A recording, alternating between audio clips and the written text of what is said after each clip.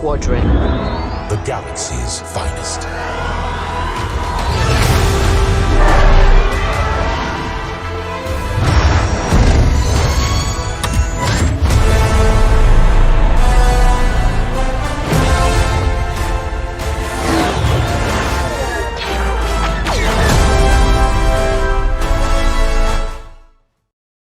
Hello, it's Polish Paul VR, welcome to the channel, and what a good day to be Star Wars fan, but also a PlayStation VR owner, because Star Wars Squadrons got announced with full PlayStation VR support.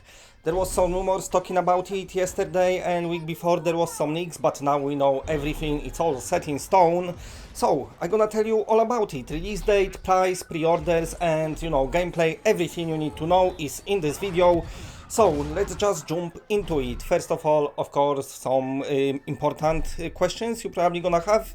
The release date is October 2nd, 2020. There will be pre-orders as well. You'll be able to pre-order digital edition from the PlayStation Store and also physical edition, on disc. With the pre-orders come bonuses, so you're gonna have some nice goodies as well.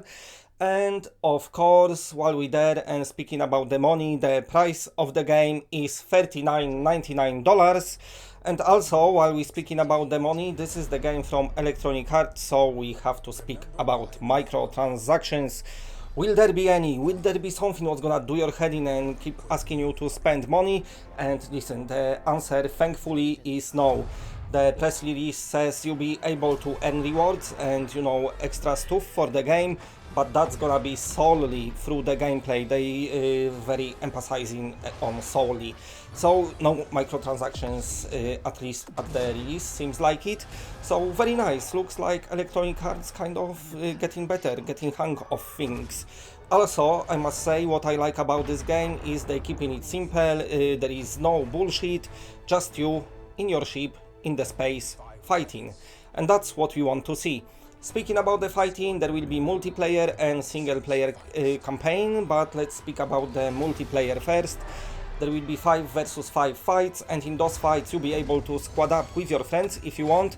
It will fully support cross-platform between PC, Xbox, PlayStation 4, PC VR and PlayStation VR. Everyone will be able to play together, so that's super nice. Like I said, you can play with 5 random strangers or you can squad up with your friends. Now, before you go to do your fighting, there will be a lobby where you'll be planning everything, your tactics and what you're gonna do. And of course, then once you plan it, that you're in your base of operation, whatever it is, off you go to the awesome space fights. Now, the developers saying there will be some familiar locations, but as well new ones. So I wonder what we're gonna see. So apart from 5 versus 5 multiplayer fights, another thing what you'll be able to do in multiplayers, what press release says, is giant fleet battles. What it's gonna be, I have no idea, but sounds super exciting and I just cannot wait. So looking at the Steam page of the game, it seems like the fleet battles gonna be co-op. Now also let's speak a bit about the controllers, because I tried to check it out if it supports HOTAS, aka flight stick. And on Steam it says it supports keyboard, all fully the controller, nothing about the flight stick just yet. I hope they're gonna add it eventually, because it would just feel awesome, but nevertheless I take in what they're giving me, because what they're giving me, it sounds awesome. Of course, in the multiplayer you'll be ranking up, unlocking new stuff, and what you can upgrade in your ship is your, all your guns and everything, interior of the ship, exterior of the ship, you can customize your character, pretty much everything, so it looks like there will be plenty of rewards for your good gameplay. Okay, now leaving the multiplayer alone, let's speak about single player experience, because this game as well features proper full-length single-player campaign, and of course the campaign, as the rest of the game, will be fully playable on PlayStation VR. So the single-player campaign happening after the Battle of Endor, when the Rebel Alliance managed to successfully destroy Death Star 2. Death Star 2 is dead, but also you are here, so it's be showing you the action from the 2 perspectives, as you'll be taking on roles of 2 pilots from both sides of the conflict. And also the developer saying in single player campaign your characters will be customizable as well, so very nice. You'll be fighting as a pilot in New Republic's Vanguard Squadron, or you'll be also fighting as the Galactic Empire's Titan Squadron, who is very, everyone is scared of them. So, single player campaign sounds nice as well. If you don't like playing online, of course you got something to do because you can play it by yourself. Now, with this announcement comes great expectations because, as we remember, back in 2016 when Battlefront 1 released, Sony teased us with this exclusive to PlayStation 4 VR mission, Star Wars Rogue One, when you was able to fly in the proper, Star Wars world in virtual reality. Sadly, it was just like about half hour long and then it's been over. It was nevertheless super awesome. It was great. I'm assuming the developers probably gonna improve a lot from what we saw back then. And also you was waiting nearly 4 years for a proper Star Wars game when they let you jump into your space fighter and go there and have fun. So that was great back then. I'm assuming in the future on October 2nd it's gonna be even better.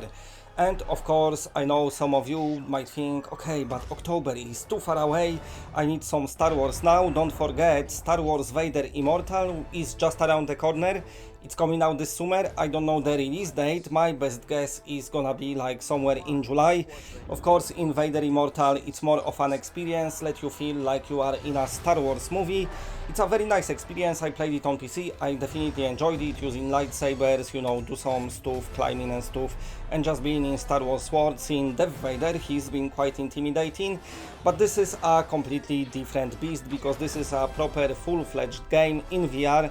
It's super awesome that it supports cross-platform, so the player base always will be there, especially that it's a very big franchise and coming from a, of course, very big developer. So, like I said, you'll be able to play against everyone on PC, on Xbox, in VR or in not VR, on PC VR, on PlayStation VR. Anyone will be able to play with you, so it just sounds so good.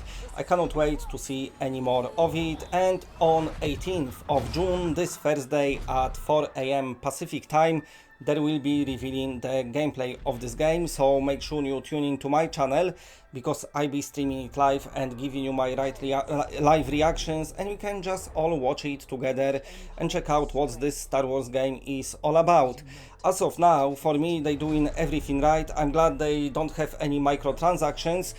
I hope that the game will be successful, and I'm assuming if it's successful enough, we probably gonna see same thing as in Firewall when they be releasing like maybe different seasons or something. Like in Firewall you've got this OP pass, so that's what I'm expecting. I don't know if that's gonna happen or not, or if it's just gonna be what they give us and that's what we're gonna stick with forever. But nevertheless, even though the game is not out, it would be nice if they supported it and gave us future content as well. So it turns out that after having nothing for Star Wars in VR, after people waiting long time for it, this year we're gonna have 2 Star Wars games, and that's just pretty epic. Of course, my coverage of Star Wars Squadrons not ends there, because as soon as there is any new information, anything, smallest bit of news, I'll be passing it on in my daily PlayStation VR news video, so make sure you stay tuned to the channel, and of course make sure you check out the gameplay live on 18th. Also, if you got Battlefront, then make sure you check out this Star Wars experience. Of course, the experience itself is for free, but you do have to own the game. I don't know if it's still on sale or not. It's been selling for like $3 other day, but well worth checking out because it's just gonna show you what they might achieve in the future. And I must say, even though it was experience released in 2016, it still holds up today, maybe a tad bit blurry, but apart from that, graphically and gameplay wise, it's proper tight, great game. So I cannot wait to see this gameplay reveal for Star Wars Squadrons. And after all the leaks, after all the rumors, it's nice to have a proper confirmation that we get in a proper Star Wars game from a big studio. I'm glad EA is starting to dip in their toes a bit more in VR, because hopefully if this game is successful in the future, we're gonna see even more from them. And that's what we want. I know indie developers supported VR super nicely and they carry on doing so, but also to drive it forward, you need those big developers behind it. Of course, Ubisoft already released tons tons of stuff on PlayStation VR. Sony first party studios, I don't need to mention because they gave us tons and tons of exclusives. Bethesda is here, even Konami released Zone of the Enders in VR, so it's nice to see that the Electronic Arts joining the VR gang properly. And of course, let's hope in the future we're gonna have more big announcements like that, because it's just a pleasure to talk about them. Okay, anyway, if you like what you're seeing, then please press a like, because it does helps the channel a lot. And if you're new to the channel and are not subscribed, then subscribe. It's always better when it's more of us. And that's it, bye.